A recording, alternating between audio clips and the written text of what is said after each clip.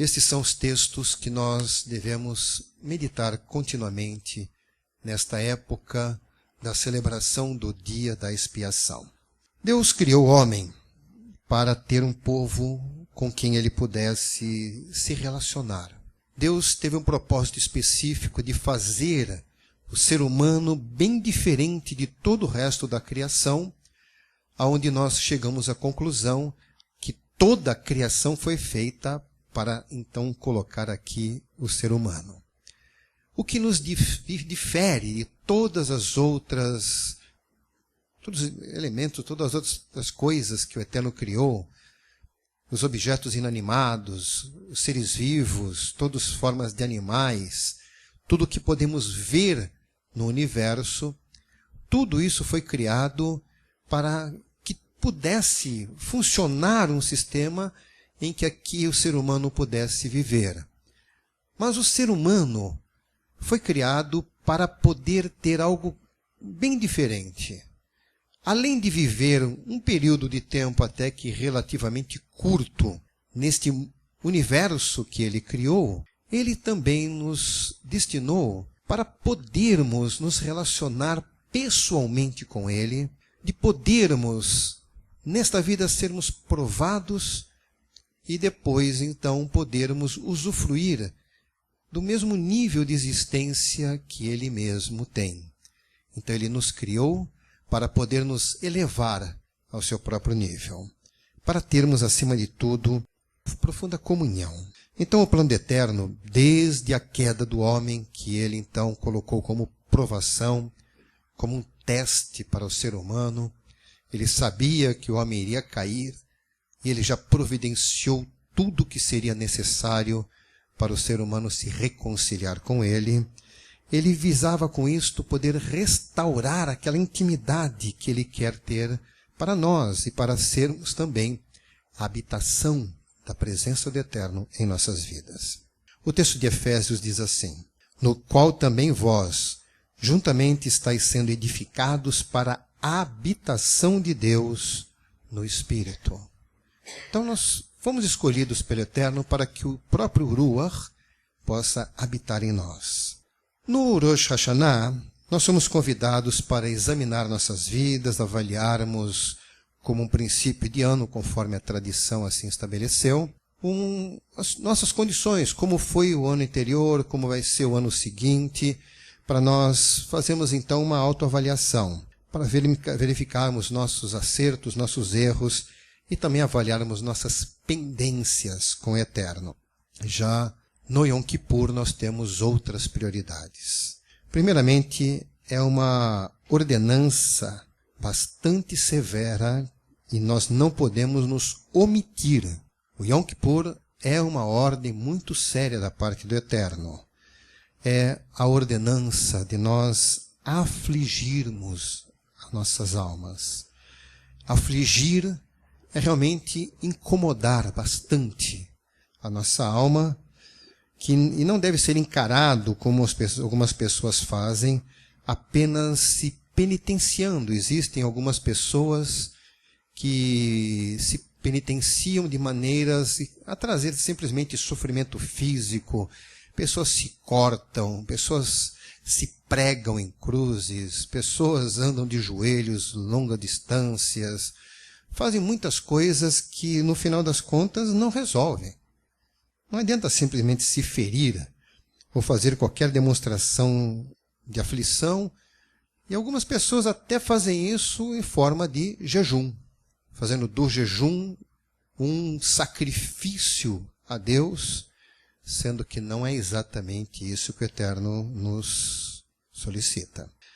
A melhor tradução, então, para a frase Veinitem et nafshoteichen, que normalmente é o traduzido como afligir as almas, o significado literal é humilhar as suas almas. O objetivo de humilhação é bem diferente de simplesmente sofrer.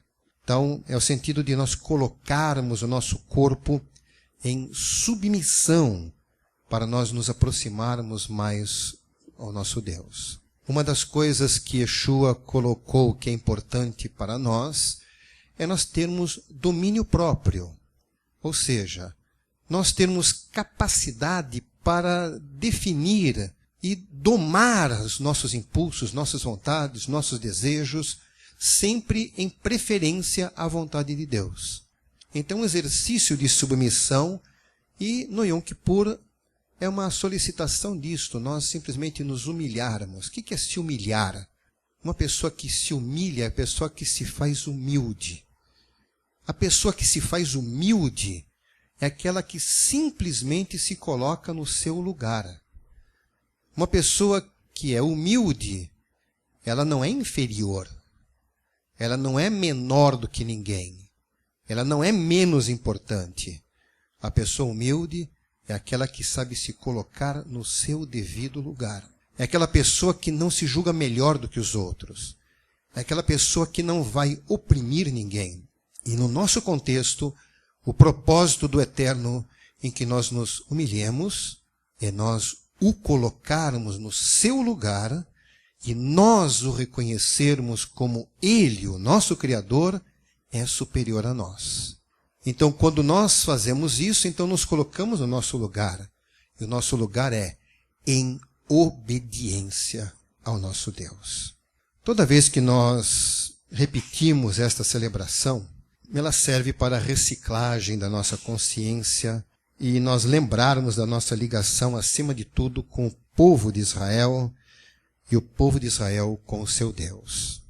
Nos tempos antigos, era necessário, conforme a instrução que foi dada para Arão, que anualmente ele fizesse um sacrifício diferente. Conforme a instrução que foi dada por Moshe recebeu do Eterno, passou isso a Arão, seu irmão, que era o sacerdote, passou isso para o povo, é que o sacerdote deveria, uma vez por ano, fazer um sacrifício diferente daqueles que deveriam ser feitos continuamente. Durante todo o ano, qualquer pessoa que transgredisse alguma das ordenanças do Eterno deveria levar uma oferta, ele deveria levar um animal, ou um cordeiro, ou um bezerro.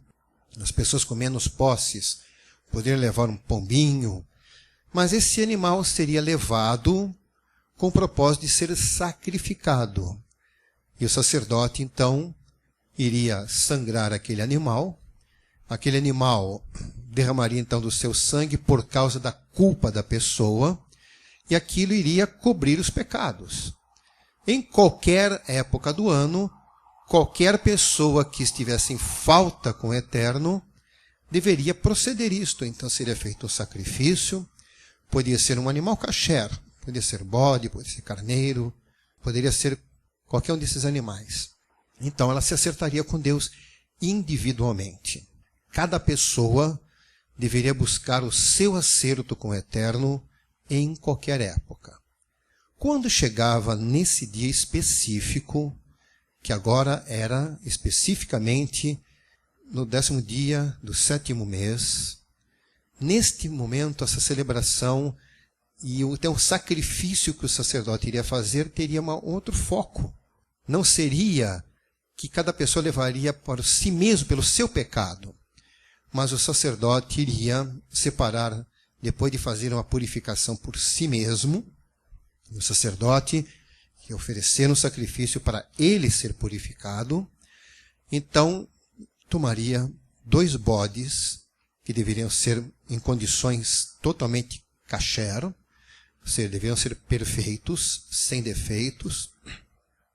E aqueles 2 bodes seriam então um deles escolhido para ser o Azazela, que seria levado para o deserto, e outro seria ofertado no altar. Então aquele que fosse escolhido para ser sacrificado, ele seria levado ao altar, o sacerdote iria cortar o seu pescoço, sangrar, cortar as suas partes, separar o que tinha que ser separado, ele seria queimado no altar, e aquele sangue aspergido sobre o altar, mas o propósito seria para que houvesse redenção pelos pecados do povo como nação. Não o indivíduo, não cada pessoa individualmente, mas como um todo. Quando todo o povo erra, quando todo o povo transgride. Então, nesse contexto, eles deveriam se lembrar do que erraram, e o sacerdote iria analisar e ofertar isto, o animal, para que essas transgressões de todo o povo de Israel fossem então perdoados. E depois, aquele outro animal que seria levado para o deserto, e ali o sacerdote imporia as mãos sobre ele, e ele deveria confessar os pecados da nação. O sacerdote não pode confessar os pecados de uma pessoa.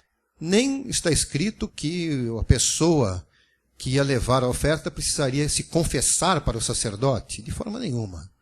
Não era o sacerdote que iria perdoá-lo, mas sim, por causa do seu pecado, o animal seria morto por sua causa.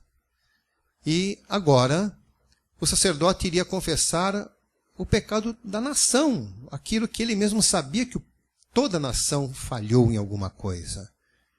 Muitas vezes, nós vemos no relato bíblico que o povo de Israel pecou, prevaricando, falhando, desobedecendo, não uma pessoa ou outra, mas a maior parte da população.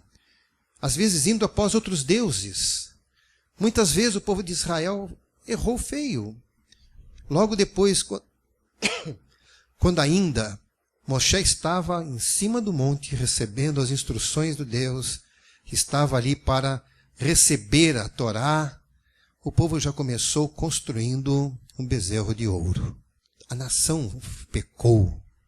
Todo o povo pecou. Quando veio a ordem de Moshe, de Deus falou para Moshe, não foi simplesmente para uma única pessoa, mas o castigo foi para todos que pecaram. Para toda a nação havia um castigo. Então, muitas vezes o povo de Israel pecou. Então, nesta hora, o sacerdote faria a confissão dos pecados sobre a cabeça daquele bode. E aquele bode, então, seria levado para o deserto para não voltar mais. E aquela pessoa que o levasse, andaria muito, deixaria lá o bode, retornaria, trocaria suas vestes, se purificaria e continuaria o serviço ali no templo. Então, o reconhecimento da importância do Yom Kippur, que é o dia da expiação, não é a expiação individual, particular de cada um, mas sim quando reconhecemos o pecado de toda a nação de Israel. Isso é o momento que nós agora temos que avaliar. Porque os sacerdotes Kohanim já não podem fazer mais nada. O templo foi destruído. Não existe lá o altar, não existe lá mais nada que se possa oferecer o sacrifício, não existe um Cohen que possa sacrificar os bodes, não existe um Cohen que possa interceder pelo povo de Israel, não há um Cohen que possa confessar os pecados da nação. Então essa responsabilidade fica agora na mão daqueles que estão em comunhão com o Eterno, porque experimentaram o que é realmente a redenção, o que é a transformação, a expiação alcançada pelo sacrifício de Yeshua. Yeshua, quando ele morreu, quando ele foi morto no madeiro, ele cumpriu exatamente esta função de derramar o seu sangue pelas transgressões, pela desobediência, pelo pecado. E ele não fez isso apenas para uma pessoa. Ele fez isso para todas as pessoas que crerem, para todas as pessoas que reconhecerem suas transgressões, para todas as pessoas que quiserem o perdão dos seus pecados. Então o sacrifício de Yeshua foi apenas um que teve o valor de alcançar o mundo inteiro. Então, a partir de agora, aquele mesmo serviço do Cohen se tornou realmente desnecessário. Mas, com certeza, uma coisa ainda continua necessária. Ainda é necessário que alguém confesse os pecados da nação de Israel. Porque a nação de Israel está em pecado. A nação de Israel, o povo de Israel, como um todo, como sua representação total, não reconhece Yeshua como seu Messias. A nação de Israel não obedece, de fato, toda a Torá. E por isso estão em falta. E o que nós temos que fazer com isto? Confessar o pecado de Israel, para que o Eterno possa perdoar. E de que maneira ele fará isto? Levando o conhecimento de Yeshua para todo o povo. Então nós, como messiânicos, temos uma responsabilidade muito grande, uma responsabilidade que é imposta em nossas mãos, de nós intercedermos. Não somos nós que vamos convencer absolutamente ninguém, mas o Ruach do nosso Deus, aquele mesmo que já agiu na nossa vida, ele pode agir na vida de todos os judeus que ainda estão vivos na face da terra.